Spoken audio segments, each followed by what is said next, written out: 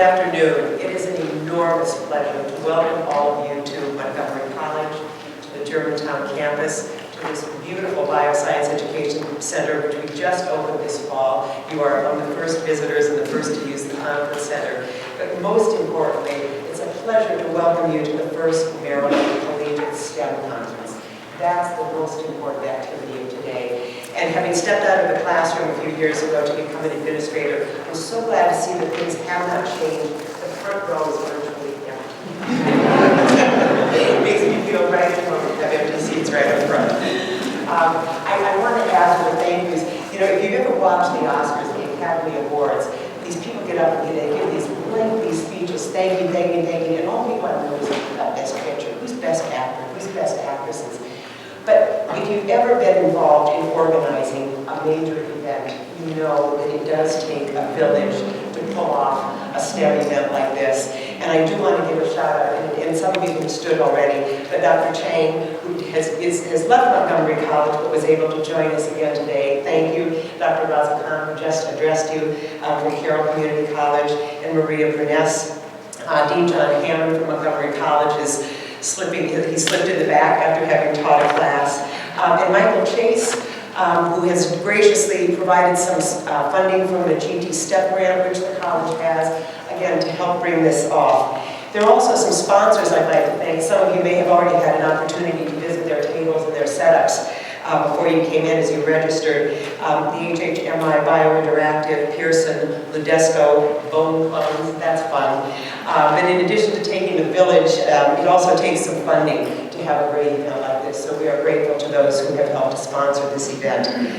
All of you know the importance of STEM fields, and to this audience I can say you also know the fun of being in a STEM field. So I hope that this is not only a stimulating, intellectually stimulating event, but it is also fun to be with people who share your interests, who share your passions, and that you have an opportunity to really talk to each other. You know, in this age of internet and email and all of the ways that we can communicate around the planet at this point, there is still something marvelous about having face-to-face opportunities, about having one-to-one or two-to-one interactions, and I noticed a bunch of you standing at some of the poster sessions. So take advantage of that real face time to interact with each other. And as I said, have fun, but also enjoy the stimulation and to see what your colleagues, your student colleagues are doing. And that's the most impressive thing, I think, that's happened here, some of the fabulous work that's being done by students at community colleges. I also, before I introduce the keynote speaker, I do want to invite you to wander through the building as you have time between sessions or whatever. It is a beautiful facility. Our students are very fortunate. Some of them are here and they can tell you what our old lab facilities look like. And so we're thrilled to have this facility open and be able to host events like this as well as the academic opportunities for our students. And now, since I'm not standing between you and food, so I'm feeling in a somewhat safe position because you've just had lunch, but I am standing between you and the keynote address. Christina Badger is a visiting instructor from Allegheny College in Maryland. She plans to begin her doctoral degree in September 2015 in marine biology. She received her bachelor's degree in marine biology with a minor in chemistry from Fairleigh Dickinson University and her master's degree in marine biology from the University of North Carolina at Wilmington. She's done research at the Smithsonian Environmental Research Center on carbon cycling in tidal marshes and has worked as a marine mammal observer in an oil exploration vessel in the Gulf of Mexico, including the Deepwater Horizon. Her master's research focused on natural resistance in eastern oysters to parasites present around the East Coast.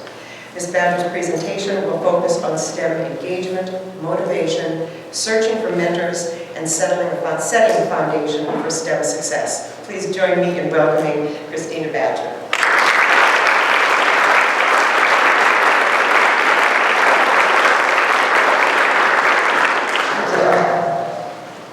Very much for having me.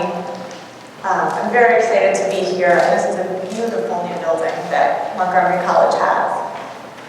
Let me get this open.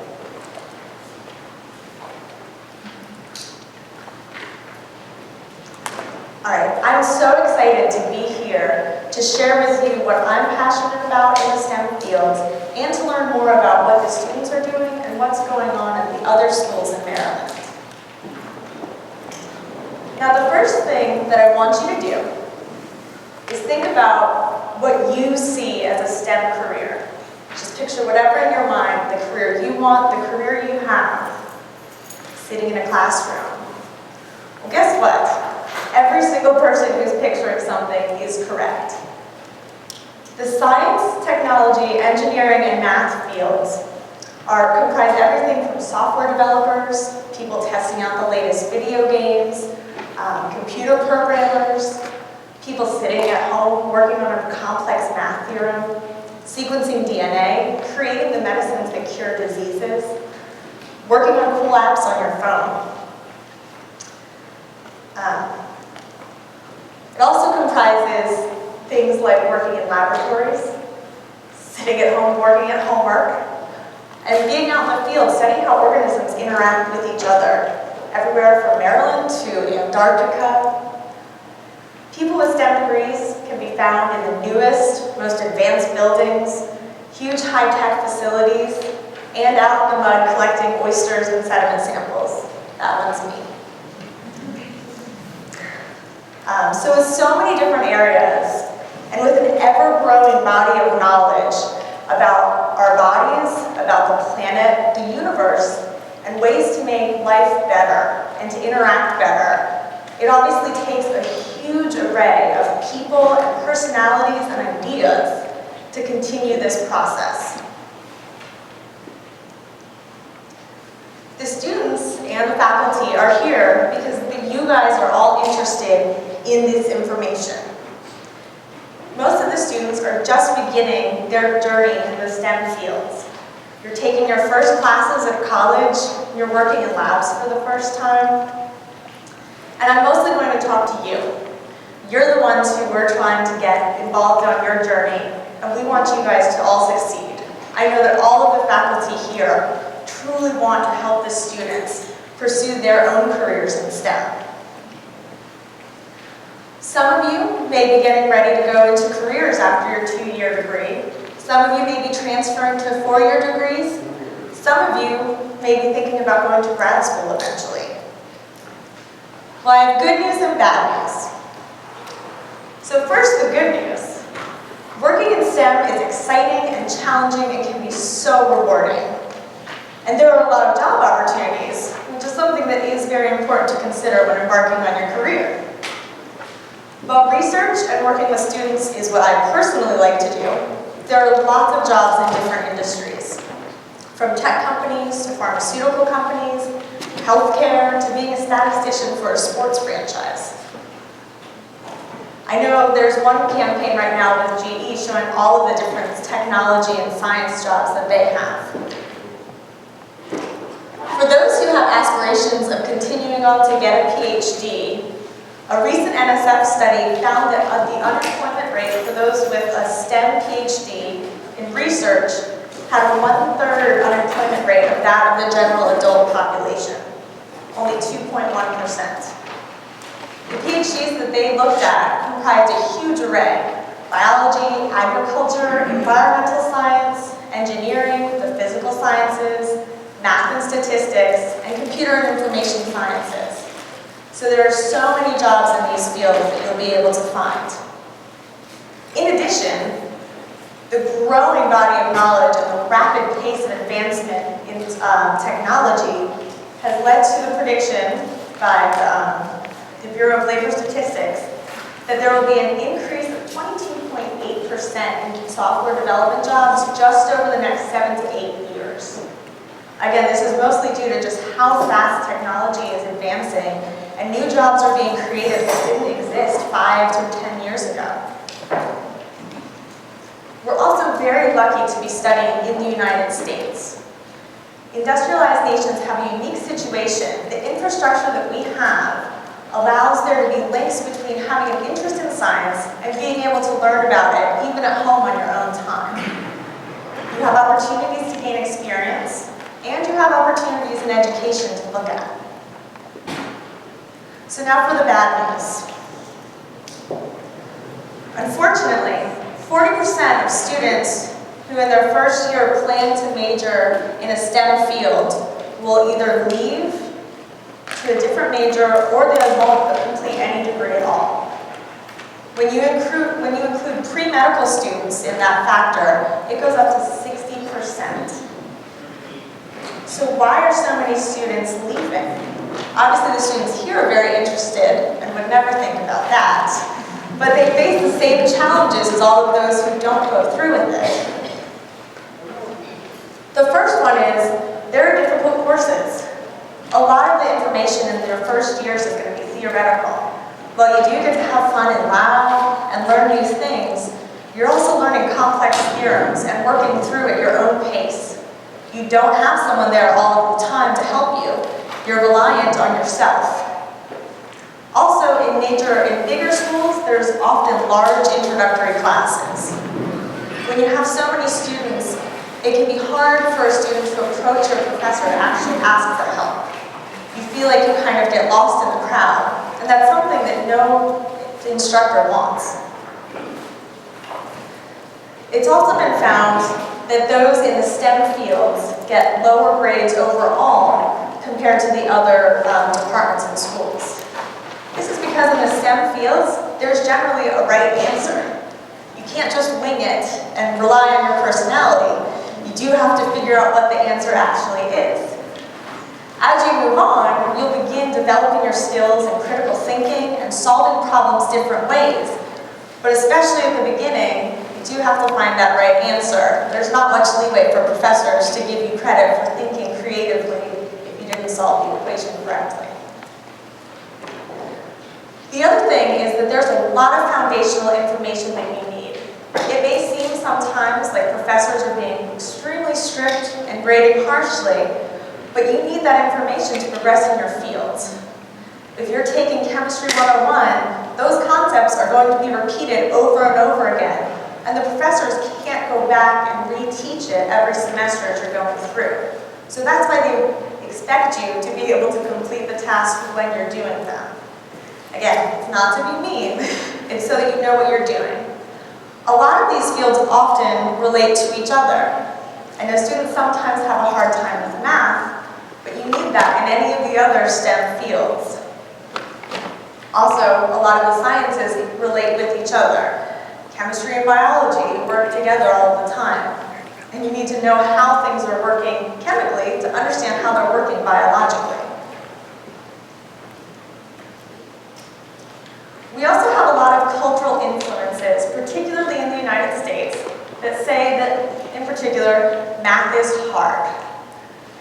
A lot of students will say that they're just not good at math. I know other people think that too. And some statisticians did a study that showed that a lot of biologists aren't doing their statistics properly. And they'd probably tell you, these are people with research PhDs, that they're just not good at math too. So are people naturally bad at math? They're not. And I'll go into that in a minute. One other influence in the United States is that there's a predominant view that females aren't as good at math and science as males are. So a group of researchers looked at 10th graders and compared males versus females in math grades. There was no significant difference between their grades at all. However, when you look at the more challenging courses, as you progress through, particularly in college, it seems that females do start to get lower grades than males on average, even when their GPAs match in the arts and humanities with those students. Even in biology departments, where 60% of undergraduates are female, you find a slight decrease in grades among females. It's about 2.3%.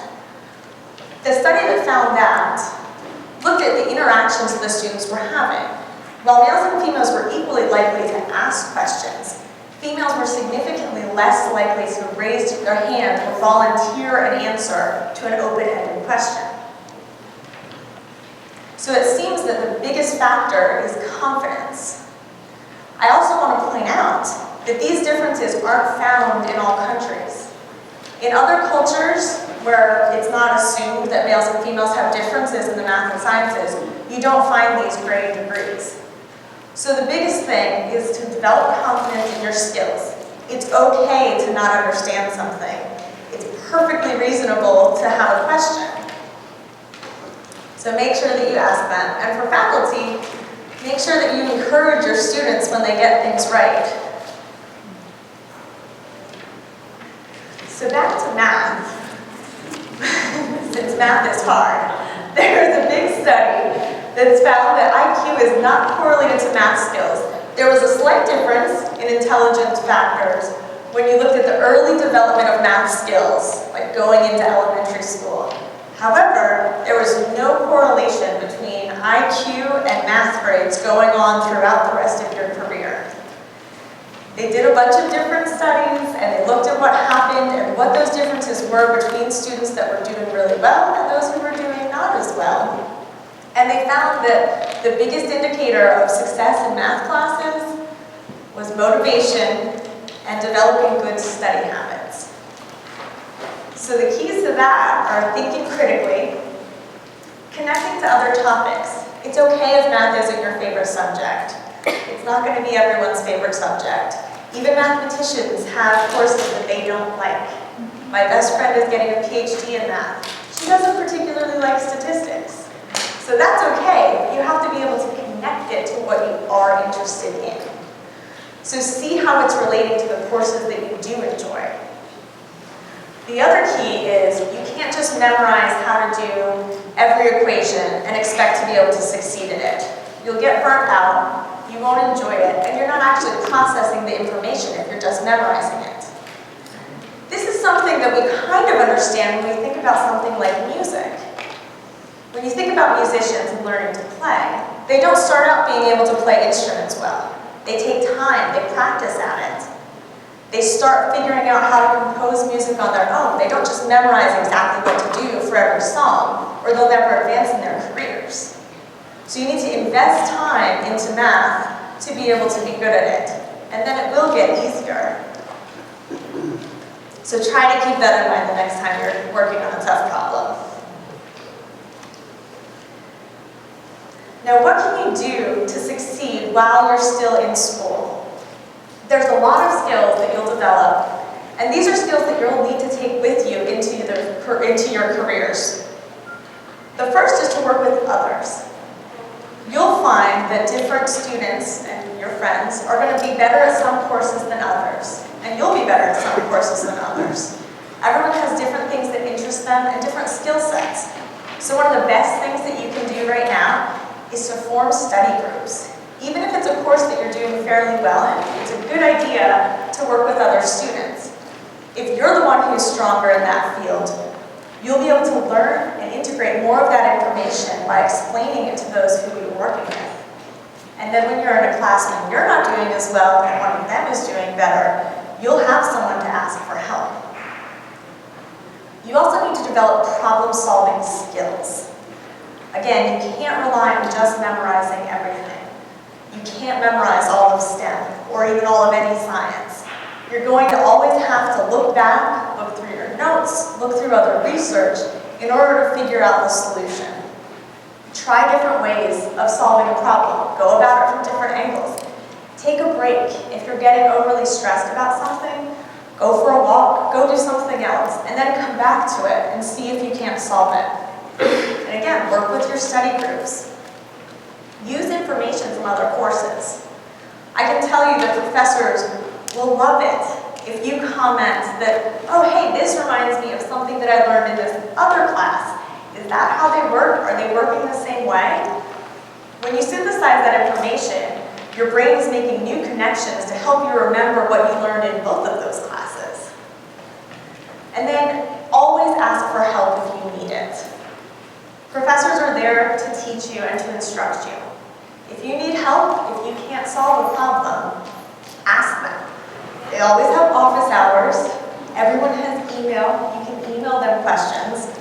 Grab them after class if they're there. But don't be afraid to ask for help. Now, something that you're going to have to do is learn to recover from failure. This is something that you're going to have to keep with you throughout your career if you're in the STEM fields.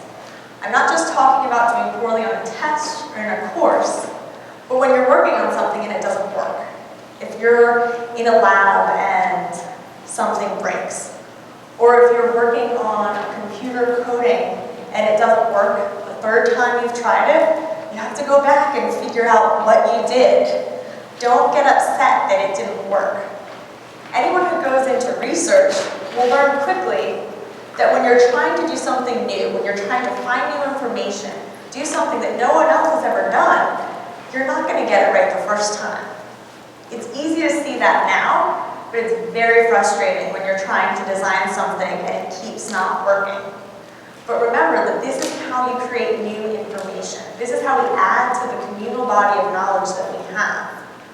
So start accepting failure now, and it'll be slightly easier when things don't work later. It's also a good skill to have in life. And above all, while you're in school right now, maintain your focus. Don't get overwhelmed by all of the classes that you're taking. Think about why you're doing it. Remember your goals. Remember what career you're looking for, what you're trying to get into. And that'll help give you that motivation that you need to succeed in these classes. Remember that motivation is one of those key things that help you succeed, even if you don't like a class. Now I'd like to talk about one of the experiences that I've had in the STEM field. I worked as a marine mammal observer on seismic survey vessels in the Gulf of Mexico. So those boats use high-pressure air guns to survey the ocean floor to look for oil. They also use those air guns on oil rigs to position them so that they're in the correct place. I was on board as a marine biologist to track the species around the boat, see how they were affected, and to make sure that the boats were following the government regulations as to when they had to turn the air guns off due to wildlife. We also tracked migrations of birds and other animals, and it was overall pretty fun. But I did work mostly in the Gulf of Mexico, which you may have heard occasionally has hurricanes. So in September of 2008, Hurricane Ike came through. I was on a boat called the Chico Snapper, which is about 220-foot boat. The bridge was about 35 feet off the water.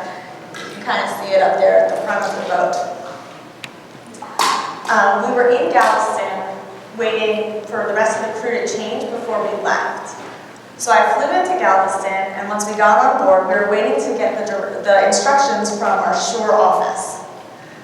There was a lot of debate between the captains and the shore office, but the shore office really wanted us to try to head east and get up into New Orleans where we would be more protected from the storm. So we set out on September 8th when Hurricane Ike was just below Florida coming in. We were not able to make it to New Orleans. We were stuck about 25 miles offshore. The first thing that happened was we lost the power for our steering. So we had no way to control where we were going. Then the sewage flooded the first floor, which was also where the kitchen and all of the food was. So we were stuck with potato chips for the next 3 days. Unfortunately, trying to fix the sewage, our second engineer dislocated his shoulder and was out of commission. And then when the chief engineer went down to try to fix the situation, he broke his leg due to the heavy seas. So then we were out of engineers. And then we lost the rest of our power. So we had no electricity, no engines, and no steering. We called the Coast Guard, and due to the intensity of the storm, the Coast Guard was unable to come and get us. So we had to wait it out. Now, if anyone's been down to the Gulf of Mexico, you may know that in the 20 to 30 miles offshore, there's a lot of old oil rigs that haven't been cleaned up. With no power and no steering and no engines, we had no way to control ourselves in case we hit into one.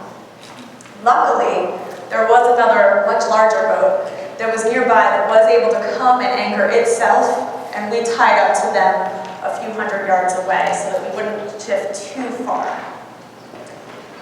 We knew that there was something going wrong when on our third abandoned ship muster, where we couldn't actually get to the muster station since those were all outside, it was raining in one of the indoor stairwells.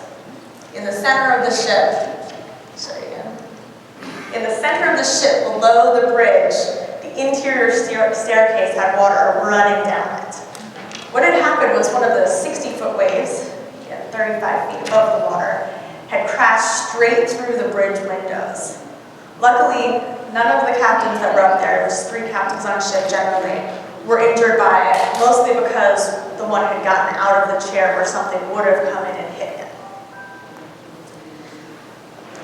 So, unable to be rescued by the Coast Guard, with 2 chief engineers who had to be medevaced off, luckily before the storm got much worse, but when the Coast Guard had already said they couldn't, we were all sleeping on life jackets, wearing survival suits, and waiting to see if we had to abandon the ship. After 3 days, we were luckily in the clear.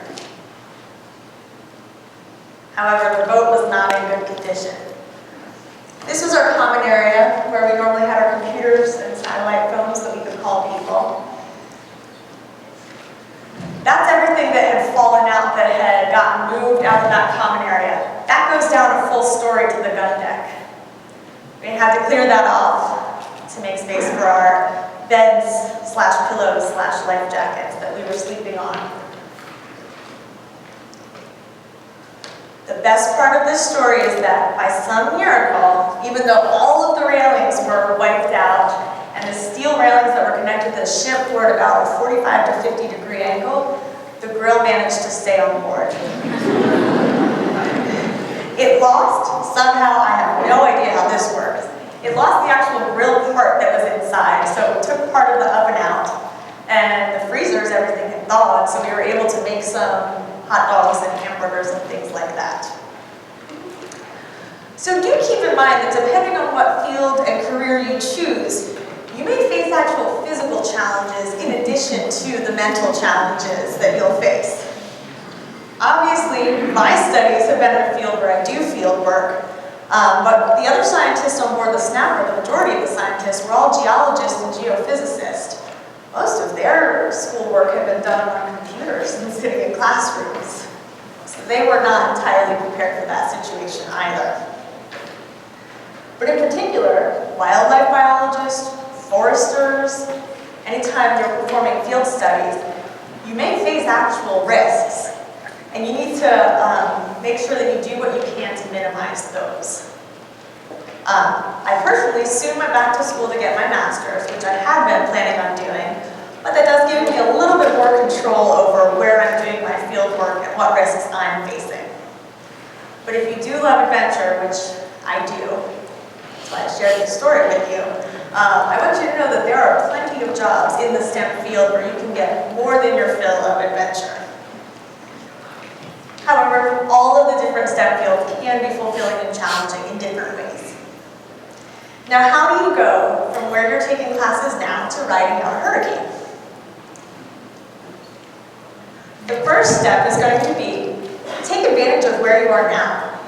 All of the community colleges have wonderful libraries and databases that you can use to find out information. If you find something that you hear in class, even if it's just a side note that your professor makes that interests you, take some time to go use the library and use those databases to find out more about that. You'll probably find that there's more information that you could possibly synthesize, and you'll start learning about things that we still don't know the answers to.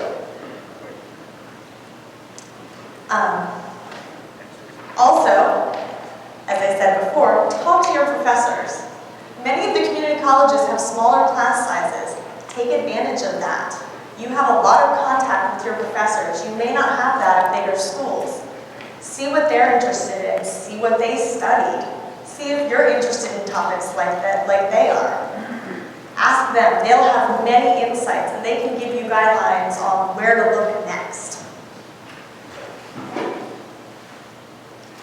Find a mentor. Okay? Once you find a field that you like, especially if you find a professor that you work well with, see if they'll mentor you. They can help you with coming up with applications, looking for jobs. I know that it can be daunting to think about either transferring schools or applying to jobs while you're already so busy with classes. But talking to professors can give you ideas of where to look next. Also, look into the research possibilities at your school. You know, that's going to be one of the big topics that we're talking about today. But even though this is probably your first or second year in college, you can start doing research right now. The sooner you start on research, I think, the better. Doesn't matter if you're just looking up literature or if you're doing something hands-on in the sciences. You'll be amazed at how much information there is. And again, how much is still unknown. You'll also find that it will probably get you hooked and it's going to give you a focus for why you're learning these things in classes. When you start doing research, you'll realize why they're making you learn all of those other things in courses that you don't care about, and you'll start really seeing how these fields all work together. Use the career service centers that your college has. These people are trained. They know all of the different ins and outs of looking for careers, applying to schools, writing your letters of interest, or working on your resume. They can really help you with where you want to go and help you figure out a roadmap so that you have some benchmarks for what you want to hit as you're going along. Also, look for internships in the field that interests you. There may be some available at your school, there may be some available at businesses nearby. I know that many students are working and going to school, but if it is possible for you to take some time out, it's very engaging. I did an internship at the Smithsonian Research Center in Edgewater, Maryland when I was an undergraduate, and it was an invaluable experience. I really learned how science worked and what a job in my field looked like. Also see what scholarships are available. Even if you don't think that you have a chance of getting it, apply for it. You'll get experience with writing, you'll get experience with advocating for yourself, and you might get a scholarship out of it. Now, before I let you go with visions of all of the amazing things that you're going to accomplish, I do want to point out that there are some side effects to working in the STEM fields. Unlike other fields, you may find that your decision to work in STEM consumes your thoughts most or all of the time. You may start calculating updated statistics for the players on your favorite sports team during games. You may create models for better traffic or how to construct a better bridge while you're sitting in traffic. You may start coming up with ideas for new apps while you're sitting in a waiting room or waiting for class to start. When you hear about a new disease that you haven't heard of or different diseases, you may be distracted by thoughts of the life cycle of the parasite and the infection pattern and how it could be modeled for human populations. You may also find yourself distracted by a new concept that you learn in class and spend hours on a tangent learning about this brand new topic that you had never heard of, even if it's never going to be on the test. You may even find yourself voluntarily working on problems that no one asked you to do. You may find yourself taking study breaks to study new topics. Most insidious of all, you won't care. In fact, it's highly likely that you will try to spread this to other people. Luckily, there's already more information than any individual could possibly learn, and we're adding to it every single day. So any new thing that you can learn or add won't hurt at all. In fact, if there's no risk of running out of information, why not learn as much as you possibly can? Thank you all for your attention and for having me speak today. I'm so excited to listen to some of the student presentations and hear what you're doing. And thank you again.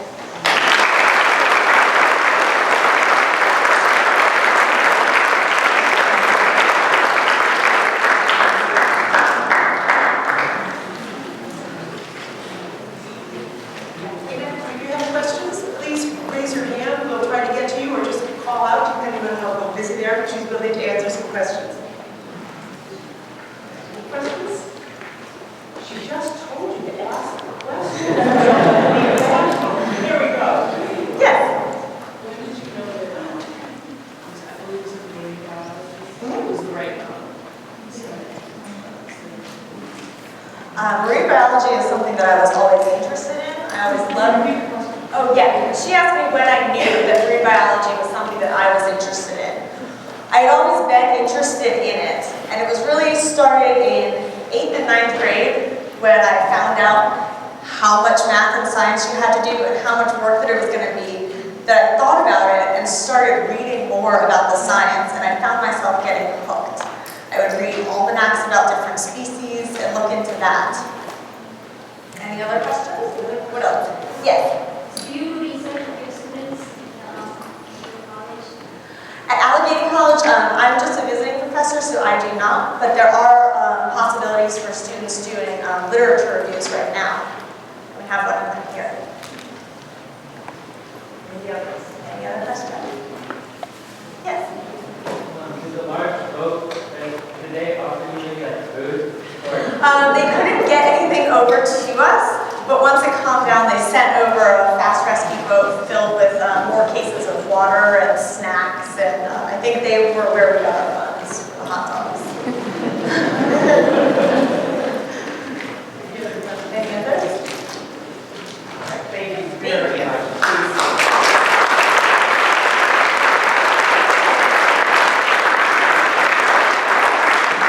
It's now my pleasure to introduce Dean John Hammond from Montgomery College.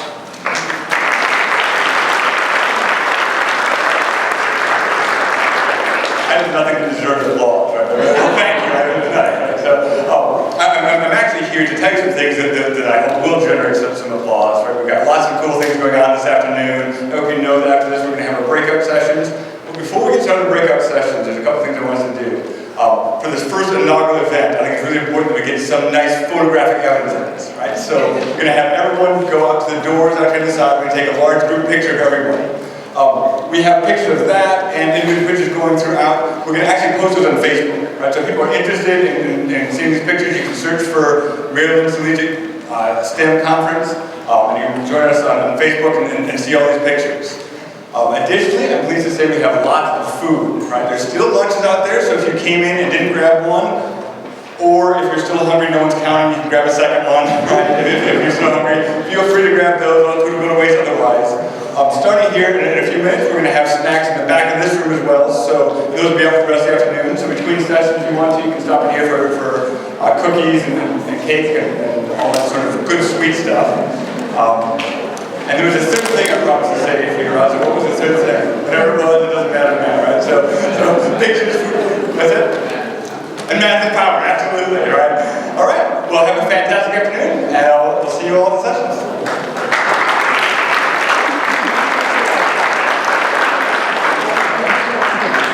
This website, just hold the camera, just take it out.